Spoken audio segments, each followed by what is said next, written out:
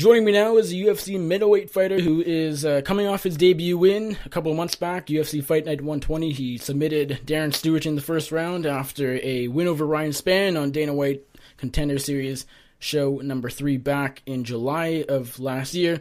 It is Karl Roberson who was open to filling in for Vitor the Phenom Belfort, to fight Vitor Belfort, filling in for Uriah Hall this past Sunday at UFC Fight Night St. Louis. That fight unfortunately did not get scheduled, it wasn't made official, and Roberson is still 1-0 in the UFC. Karl, thank you very much for the time. I appreciate it. How's it going? Good. How you doing? I'm doing really well. Thank you again for the time. Now, let's get right into this whole Vitor Belfort thing. Fighting him, not fighting him, how this all went down, what exactly happened. So, my knowledge is that, for my knowledge, you were the one fighter willing to fight Belfort on 1 day's notice last Sunday in St. Louis. True? Yes, that's true. How did this come together? I would imagine you basically just hit up the UFC matchmakers and said, hey, if no one else wants it, I'm willing, and if Belfort wants it, I'm willing to step in. Is that sort of how that all came together? Yeah, something like that. I seen online Saturday, because the fight was on Sunday. Saturday, I guess something happened with Uriah. He had a hard weight cut, and it was cut, and immediately I've been looking for a fight for pretty much since my win. So I'm ready to fight anybody, and I've been in camp since my last fight. So call my manager hey, if they need somebody, I'll step in, and he was right on it. He called the UFC. The UFC was down with it. They called Belfort's people, and he declined it. Can you put into words how serious you were? As far as weight-wise, were you ready to go? I imagine, considering UFC said yes, you were low enough where you could have made, or would it have been a catch weight, or how would the weight have worked? We'd have made weight, pretty much, because I'm pretty much in shape now, fight shape now. I was 100% serious. I was 100% to ride out, hop on a plane, wherever I needed to go to fight a legend. I was going to make weight and put on a show. And considering it's not like this was a canceled fight where you were, training to fight someone for 2 months and they back out due to injury and then you're left with an opponent or without an opponent, that, it's very unfortunate. In this case, how were you was it just sort of a situation where you're okay, oh well, it would have been a big opportunity, but I can understand it? Or were you literally, legitimately kind of angry and upset? We're in the fight game, so you can't really get mad over people saying no. This has happened to me my whole career, so it is what it is. It would have been a great opportunity to send the legend out with a bang, but, stuff happens. We chose not to fight, and we'll move on. When you called the UFC and said, hey, I want to fight Vitor Belfort, at the time, did you think Belfort would take the fight? Yeah, because I was thinking more of the younger Belfort who is down to fight anybody. He's a monster, so him saying no was a kind of a shock. But again, he's on his way out, and you can't knock a guy for choosing a different route, as I would say. Can you understand it, though? Because it supposedly would have been his last fight in MMA, his retirement bout. That's what he was saying going into the fight. And fighting you would have been a huge risk because if you had, say, knocked him out, that's not quite the way he would want to go out in his MMA career and ride off into the sunset. But also, a win over you doesn't mean tons just because you're still coming up. You're only 1-0 in the UFC. It wasn't it was kind of a lose-lose situation almost for Belfort. So from his point of view, can you understand why he turned it down? Yeah, I can definitely understand why. I'm pretty much a no-name in the UFC so far. I'm a new guy. I'm young. I'm hungry. So in his mind, he's probably why would I even risk that? He doesn't have the draw I have. He doesn't want me to make a name off of him, pretty much. So I can see why he would I'm not going to risk that. Not am I going out. That's not what I'm going to do.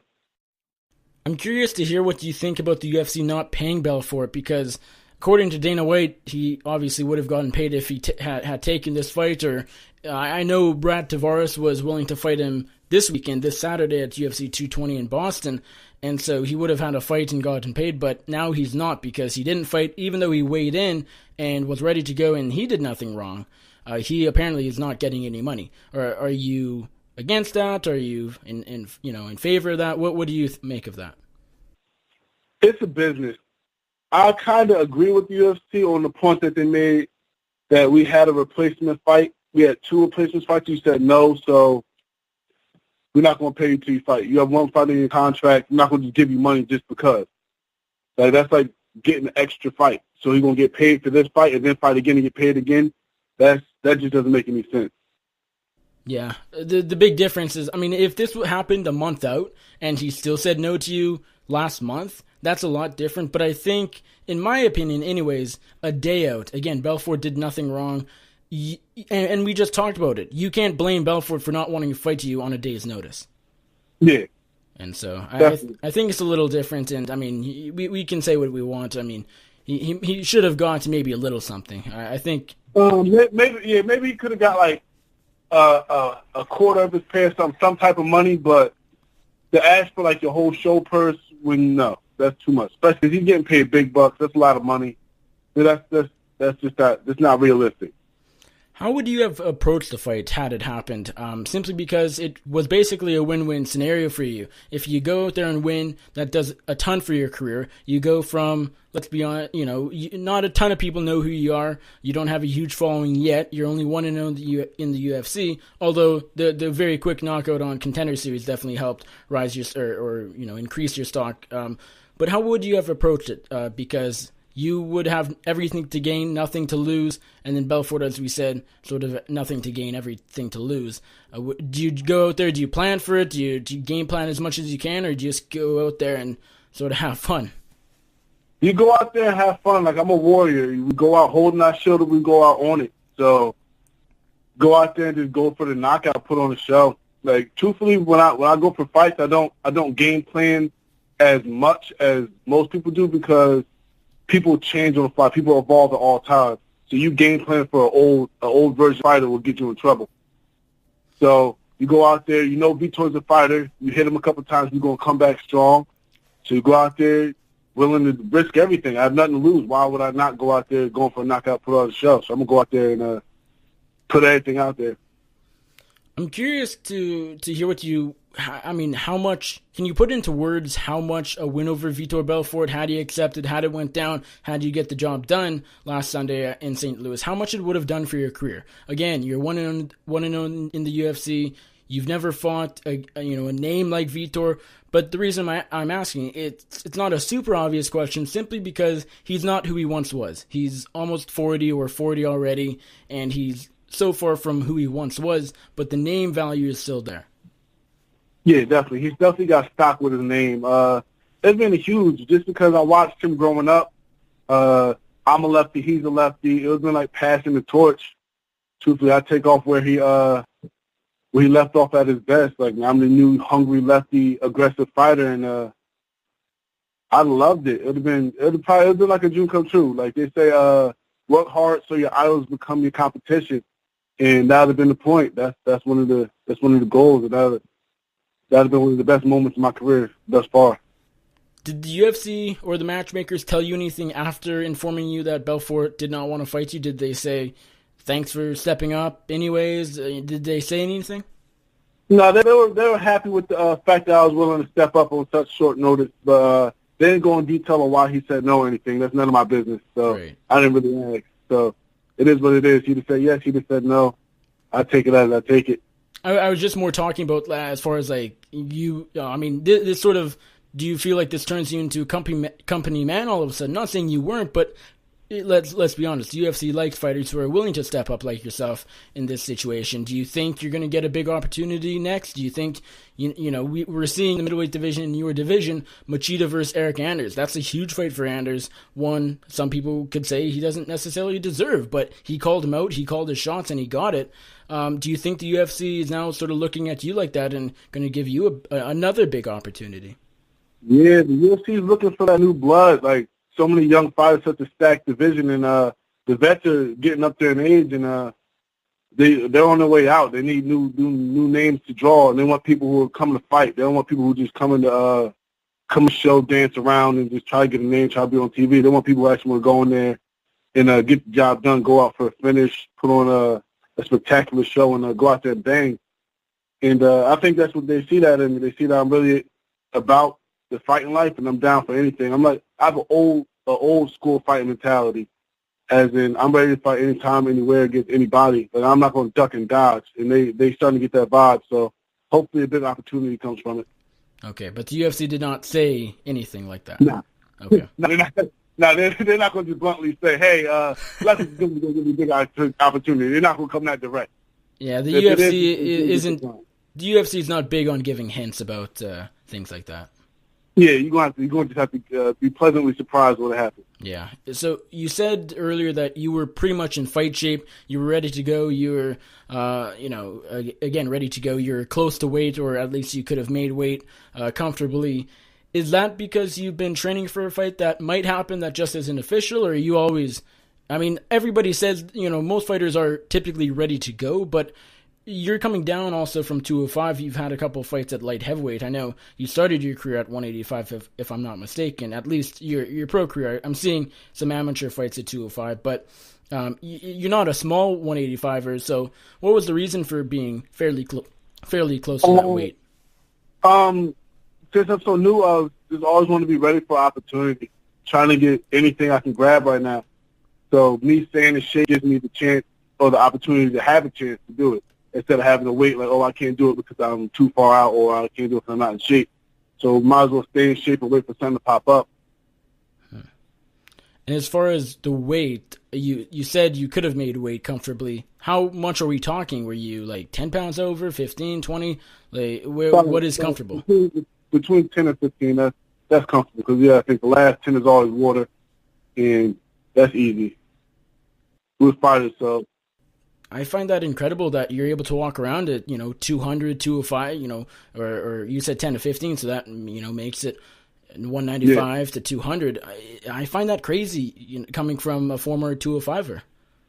Yeah, it's only reason I went to 205 was because it was hard to find fights at 185 in the local circuit. So 205 was easier, not having to go up and down the weight, traveling and everything. But in the UFC, they give you a heads up, and I know where I'm staying at now, and I'm comfortable.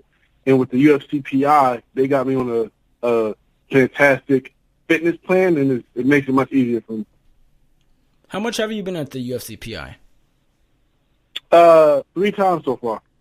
Okay, but nothing like doing a full camp there? Because I know some fighters have been training there almost full time. Yeah, I can't. Nah, full camp, I would, but I can't be out in Vegas for a full camp. That's just not my theme. Fair enough. As far as what is next, you're ready to go. You could have fought on Sunday, this past Sunday, just a few days ago. Of course, we know it didn't work out with the Belfort fight. You're ready to go, though. You're close to weight. You can make weight sort of whenever, as we saw this past weekend. What is next for you? When do you want to get back in there? Right now, I'm looking to get on the January 24th card. Oh, wow. Because there's some openings on that card. Or anything that comes on, fight with my boy Frankie Edgar March 3rd, go to Vegas for that. I'm just looking for cards to get on the opponents to sign the contract. Any opportunity that's coming, I'm just ready to go, trying to get back in there. Just a second ago, just want to clarify, did you say January 24th or February? February 24th. Okay, I heard January. I was thinking, wow, that's close. But, February 24th. Did we just have a fight follow? Yes, we did. What about calling out David Branch? Nah, that's we kind of trained in the same circuit. I actually just got a call about that. We actually trained in the same circuit, so that's really not going to work. Okay. That's not going to work for them. Do you train with him regularly or no? Yeah, like I'm pretty much with the hands on that. So oh wow, okay. He's in New Let's say I sparred with him last Thursday. So wow. that'd be kind of an asshole move to go spar with somebody and then say, "Oh, I want to fight you." They'll look at you like, "Okay, you're an asshole. Yes, come back. Don't do that." Part of the ignorance about that part, though, I honestly, I think I knew at one point that you were sort of in that group, but I had completely forgotten. But that would be a big opportunity if you didn't know Branch. That would have been quite the opportunity. If I didn't know him and we were in the same circle, sure. So I'm pretty sure he'll take the fight too. But since we are out of respect and all that, right? That's not on the table. Yeah. Again though, you would be willing to take a short notice fight if they called you, even for Boston, just going what you did this past weekend. Yeah. That was originally the card I wanted to get on. Oh really? The Boston card, but that from what I talked to the UFC, they're like it's a stacked card already. We're not gonna be able to get you on there. So just moving on. I'm not gonna whine or nothing. It is what it is.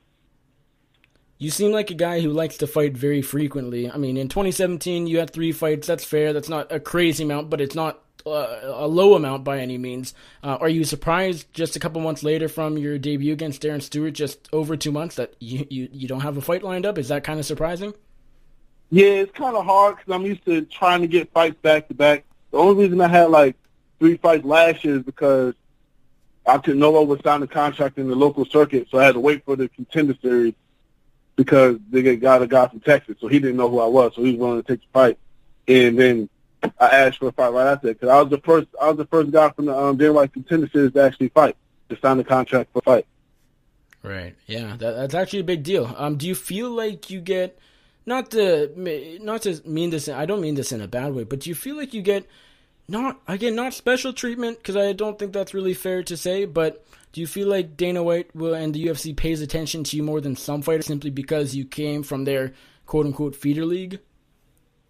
In a way, yes, but in a way, no. In a way, yes, because the Dana White Contender series did so well that it got a following, so people know why I am from that. But no, because I'm still so low in the ranking, so it doesn't really matter. Okay. So it's not like I won in the Contender series. I jumped to like the top 20. No, I'm still low. So, but again, 15-second flying knee KO doesn't hurt. No, it definitely doesn't hurt. Alrighty, well, Karl, thank you very much for the time. I appreciate it. Wish that Vitor Belfort fight happened this past weekend, but what can you do? Obviously, would have been a huge opportunity. Thank you again for the time. I really do appreciate it. Before I let you go, let everybody know where they can find you on social media, and if there's anybody you would like to thank or give a shout out to, the floor is yours. You can find me on Instagram at K_BabyK_Roberson